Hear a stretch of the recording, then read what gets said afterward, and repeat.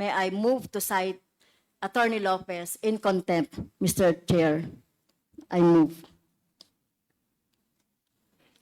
Your Honor, Mr. Chair, before you make the ruling, Any second? if I may be allowed, Any second to the motion?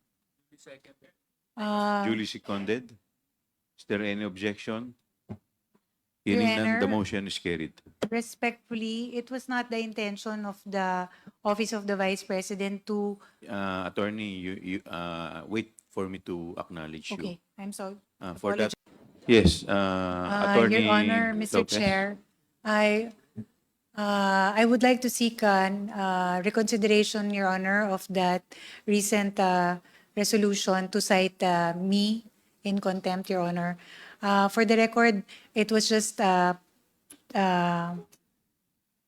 respectful request to the Commission on Audit. There was no intention, Your Honor, to demand from them or to order them or to commandeer them into something that they did not want to do. It was really something that we requested of the Commission on Audit. And at the end of the day, it is still the Commission on Audit who will decide best, Your Honor.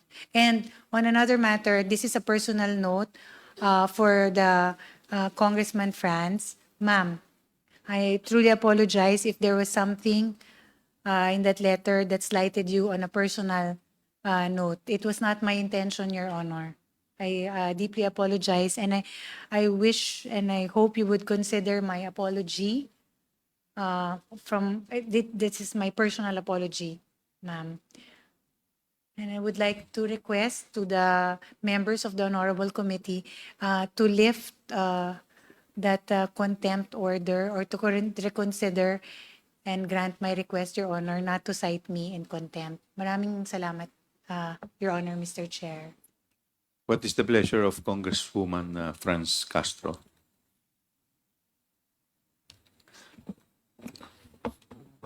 Well, Mr. Chair, on a personal, no, the apology is accepted.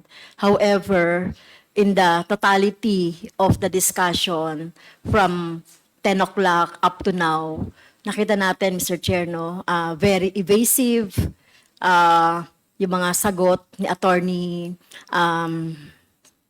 Lopez. Tsaka nakita talaga natin na itong letter na to, hindi lang itong letter na to, Mr. Chair, yung totality talaga ng mga discussions pa kanina. Yun yung dahilan bakit natin siya gustong nag-move tayo na to cite in contempt. Kaya, Mr. Chair, I stand by my motion, Mr. Chair. Okay, since we have already cited Attorney Lopez in contempt, the question now is the period. So what is the pleasure of the body? May we know from Congresswoman Franz Castro? Since maximum naman, Mr. Chair, no, na penalty natin dito is 10 days, considering the health no nung ating resource person. Nakita naman natin siya kanina, no. And naging matyaga naman siya din sa pagsagot sa atin. So, we will have the next meeting on November 25, Mr. Chair. So, I move na until November 25. Which is on Monday. Yeah. Okay. Is there any second to the motion? Second. Duly seconded. Is there any objection? Hearing none, the motion is carried. May we request the Sergeant at Arms to arrange a room dito lang po sa vicinity ng House of Representative. Yes.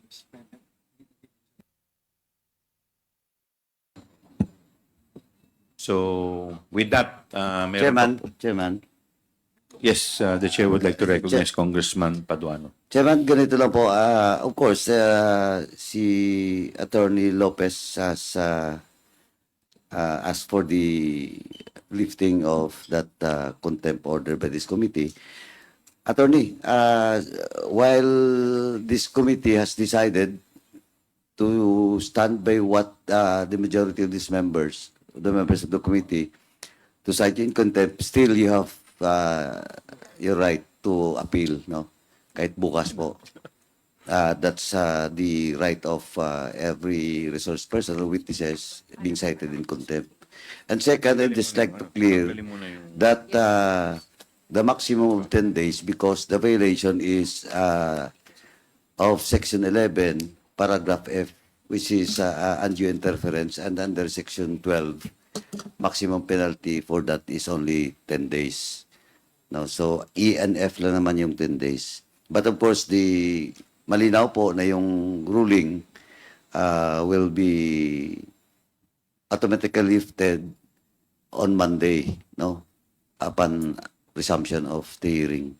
Now, Mr. Chair, ito lang po, anyway, yung rights ni Attorney Lopez, malinaw naman po sa kanya.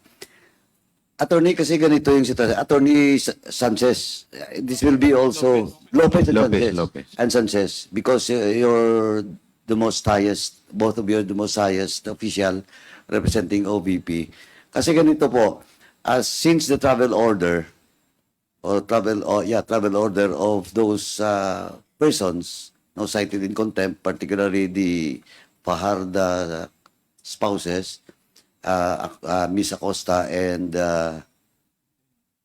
Ortonio, since the travel authority order will end on Friday, tama, 18 to 22 kasi, will end on Friday, and the next 2 days, weekend. But on a regular situation, on a regular practices, no, in office, Monday they should report, diba? And I hope you can bring them, no, on Monday. On Monday. Tapos yung question of their plea to lift the contempt order, pag-usapan na lang dito by Monday rin. For as long as nandito sila. Kasi para matapos na to, at this might be the last hearing kung nandito sila by Monday. Baka kaya na nating tapusin. No, ang malaga kasi dito yung tatlo eh. Ay, yung apat, no? Yung Parda couple and si Tenorio and Acosta. So can you guarantee us, Attorney Sanchez? Sanchez, kasi si Attorney Lopez is nandito eh, sa House. Can you guarantee this committee that you can bring them on Monday?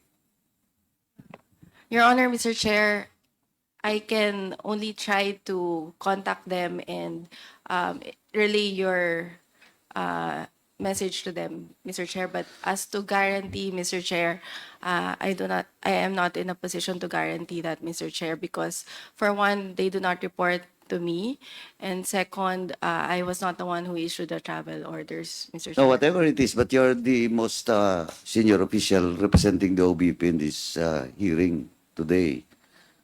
At sabi ko na nga, kung wala tayong tinatago, bakit hindi sila pumunta dito? Di ba by Monday?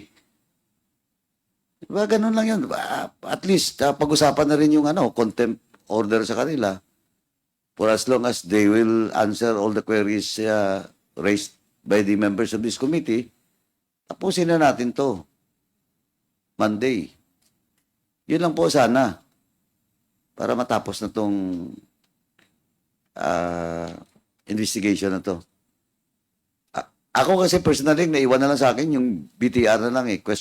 Policy question po. Tsaka yung sa COA. Well, in fact, I have already manifested that just this evening with regards to BTR, the Public Banding Law, tsaka yung MC 97-002. So, attorney, please.